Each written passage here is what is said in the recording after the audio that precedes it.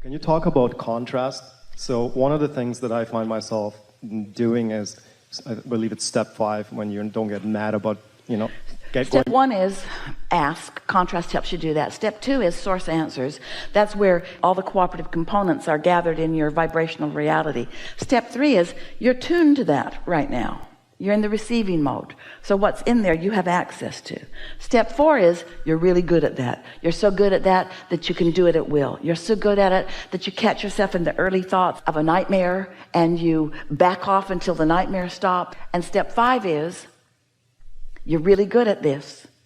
You found a new experience with some contrast in it.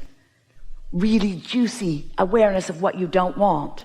And right in the middle of all of that, because you know how this works, you know you're launching rockets of desire, so you're not resistant to the contrast at all. In fact, you're embracing it because you know without contrast, you could not put anything together. Without contrast, you couldn't take a picture. Without contrast, you couldn't hear a word. Without contrast, you couldn't make sense of anything. Contrast is necessary. So as my frequency goes up by either meditating or feeling the end result, does the contrast come back and become bigger? Let's say this in another way. Since the vibration of my source energy is always up here, and since my vibration might be up here and might not, I control the contrast. If I let go of what I'm worried about and my vibration rises, then there's no contrast. But if I'm like a dog on a bone trying to fix some problem and focused upon what's wrong, then I'm introducing contrast by my introduction of my resistant thought to my own desire.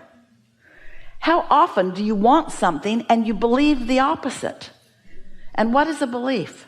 A belief is just a thought that you continue to think. And why do you continue to think that thought? Because law of attraction keeps it active. So how do you get around that? There are a couple of ways. You could meditate, which means quiet your mind, which means the resistant thought subsides and then your vibration rises. Or you could daydream or appreciate, or you could get a lobotomy. Your choice. So your question is? My question, I guess, was... We have a few for you. Okay. Do you think contrast is a good thing or a bad thing? It's a good thing. And since contrast is a good thing, then where'd that question come from?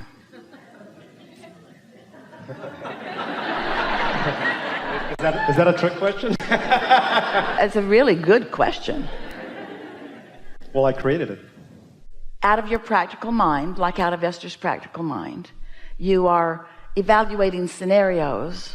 You see, Esther's trying to decide whether she should ask them to tear a big hole in the roof and put big support beams into the roof that should have been there that have never been there, and shore that roof line up and shore those smokestacks up.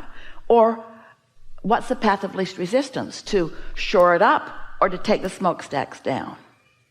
And what we want Esther to understand is that those are not questions that she should be asking right now, because nothing about any of those questions does anything other than introduce extreme resistance into her equation.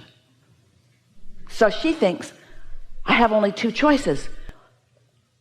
Leave them up or take them down. We say, no, there's another one. Don't think about it. That's so hard. It seems like I should think about it. It seems like I'm responsible. It seems like I should think about it. And we say, that's because you're not factoring in the fact that we're all thinking about it. You don't feel supported and guided. You don't trust that the universe is dealing with this. You haven't seen, you're not looking right now at the sequence of events that's even brought this to your attention. In other words, you're forgetting the well-being of your life experience, and you're choosing to be responsible and do the right thing. So choose this bad thought or this bad thought. There's no good scenario here. In either case, they have to make a big hole in the roof. In either case, they've got to bring a crane. In either case, great big beams have to be put into that roof line. In other words, it doesn't feel like there's any good choices from Esther's fearful place. But from our advantage point, they're all good places. Men get to play with a crane. They get to bring those cranes up there. They get to do things that they're good at doing. They get to figure stuff out. They get to work on this awesome house. They get to make a lot of money doing it. They get to please Esther. You see what we're getting at? You got to decide that you want to feel good and then find the thoughts that do feel good. And how do you know what thoughts feel good if there aren't any thoughts that don't feel good? Without resistance, how would you know? If your inner being weren't thinking a thought that is different than the thought that you're thinking, you couldn't even have negative emotion. Stay with that for a moment. If your inner being weren't knowing your success on whatever it is, then you couldn't even have negative thought. You still there? So doesn't that mean that your negative thought is proof that there is positive thought?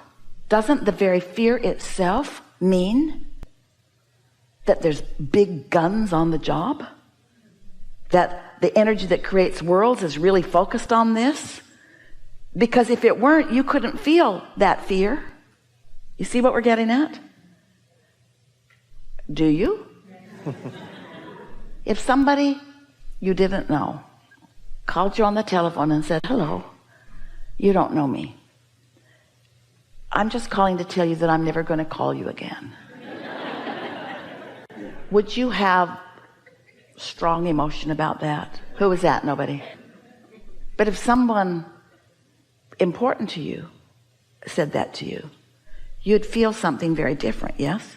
So we want you to feel that it's only when you oppose what your inner being knows about the specific subject that's active within you that you ever would feel positive or negative emotion. When you feel positive emotion, it means your inner being's all over this thought just like you are. When you feel negative emotion, it means your inner being's all over this thought but has a very different vantage point than yours. Don't you like knowing that? And don't you want to guide yourself? So here's more questions for you. Okay. I can sort of speak on behalf of all of them. He'll do a good job for you. Do you feel blessed enough to let yourself feel good?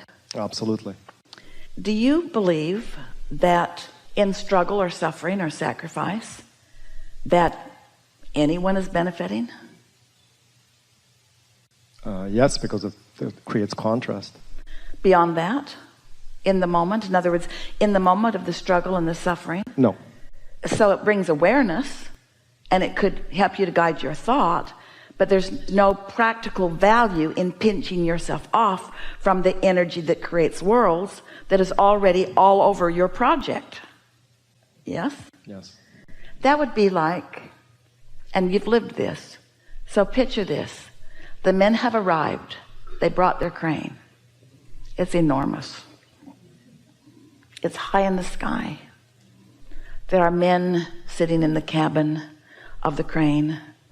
There are men on the roof receiving the big chain that's coming down. Everyone's in place, and they are so good at this. And then Esther's standing there yelling, "Watch out! Be careful!"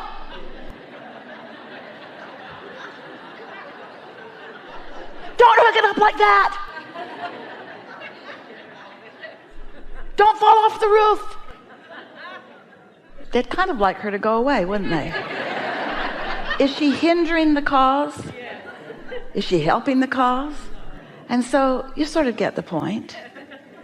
So why would someone like Esther, why would she do that? Why would she do that? Only if she thinks she knows better. If she doesn't trust the men on the roof, or if she doesn't trust the crane. But you can trust the men on the roof. You can trust the non-physical in the sky. You can trust your non-physical counterparts. You can trust the worthiness of your being. You can trust the blessedness of your being. You can trust that things are working out for you. You can just decide whether you want to help or hinder. And we just want you to go in the house. Or better still, leave town for a while. We just want you to get out of the way of the well-being that's happening on your behalf. We want you to be less involved in fixing things and more involved in trusting that well-being is happening. Yes? So did we get there, or is there something else you wanted to chew over? You know, it's amazing. I mean, it doesn't really matter what you say. Your words, in a way, don't mean anything to me. Just being in your presence and feeling your vibration right now is amazing. Like, it could be just, you know, talking a different language, and I feel you 100%, and I'm feeling so good and so happy to be with you right now. I love you so much. Thank you. Before you go, so that's what tuning into your inner resources is about. And maybe we coaxed you there with words that you felt resonance with.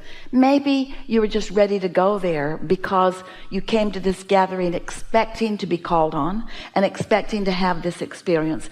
But it is this positive expectation that we wish for all of you. We want you to trust when you get there, all things are possible for you.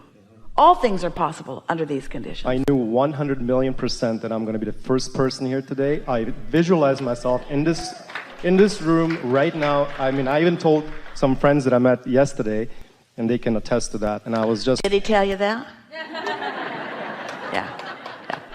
This is a really good time for a segment of refreshment. Thank you so much.